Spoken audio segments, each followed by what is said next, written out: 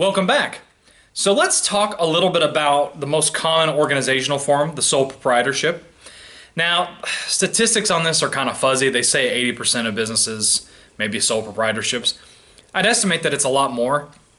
I'm not sure we really know how many sole proprietorships there are out there. And the reason is, generally speaking, there's no official process to get them started. Now, when you actually start doing goods and producing goods and services, you may need some licenses, as I talked about in the last video. But I'm not even sure we have a real count on this. If you need more information on how to start a sole proprietorship, check out business.gov. Now, let's say you're starting a sole proprietorship. Let's say your name is Dave Smith, right?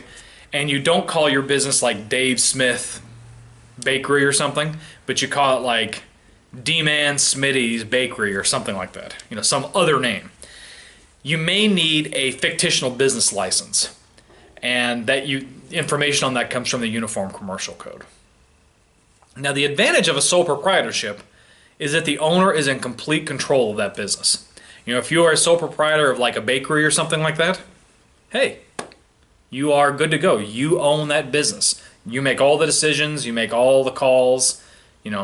If you rise to the top in full glory, that's great. And if you go crashing into the ocean, that's on you too. And the business gains or business losses are lumped in to the sole proprietor's regular income. So let's give an example. Let's say that, and I did a consulting project for this one guy. Let's say that you've got somebody who's like maybe an accountant by day, like for 8 hours a day, and then at night he's actually a baker. He makes pastries and things like that. Okay, so let's say his accountant's salary is like $30,000 a year. It's a really poor accountant, by the way. Normally they make way more than that. And then the bakery salad is $15,000 a year. Well, his total income is taxed as making $45,000 a year. So it's lumped into one. The other thing is that if there's losses, they can be deducted. So let's say that the $30,000 he makes as an accountant is great, and he's using that to subsidize his business as a baker because that's losing like $5,000. Now, it doesn't mean that his taxable income is $25,000. Losses are not exactly a perfect one-to-one, but at least the losses can be written off. That's a huge advantage. And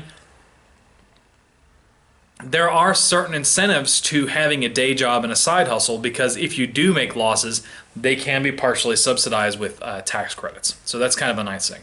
And because we lump these things together, this means that there is no double taxation. I'll talk more about double taxation when we get into corporations. It's pretty easy to dissolve a sole proprietorship in theory. You just say, I don't want to do that anymore, and then it's dissolved. It's that easy. The bad thing is that there's unlimited liability. Okay?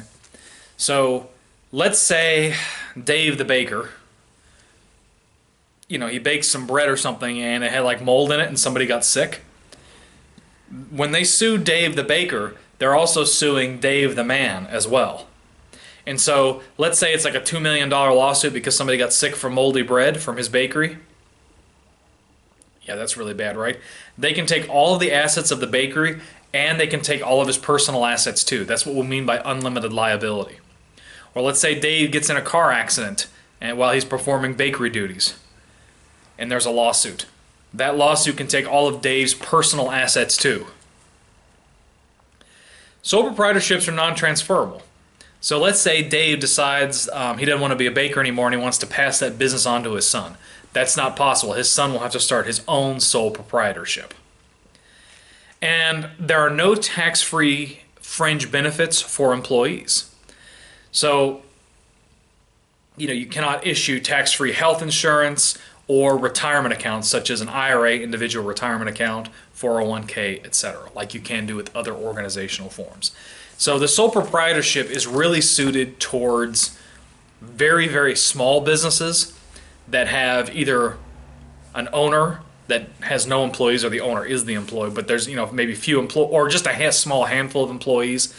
It's really good for like side hustles. You've got your day job and you've got the side hustle. Or you're just trying to get started in a hurry. And of course, you can always transition to some of the other organizational forms that we'll talk about. So it's easy to start up. That's why the vast majority of businesses in the United States are sole proprietorships. It's easy to dissolve it. It's very, not too many bureaucratic hurdles. But I'm not sure that the sole proprietorship is the right business for you in the long run if you're looking for massive, massive growth. However, there are a lot of people that have day jobs and they do some funny things with the taxes and their sole proprietorship, and they take losses on a sole proprietorship that doesn't exist for tax write-offs. I'm not saying that you should do that, but I'm just saying that is something that exists. Okay. Some other people that have sole proprietorships working out of their home may pursue something like a home office deduction. So let's say that my rent is $2,000 a month, and I estimate that half of my home is being used as a business, assuming that's legal in the area where you're working. I can write off half of my rent as a business expense, and that's often done with the sole proprietor organizational form. Hope you enjoyed this video. As always, hit that like button if you liked it. Make sure you hit that subscribe button and comment down below. Next video, we'll talk about partnerships. Looking forward to seeing the next video.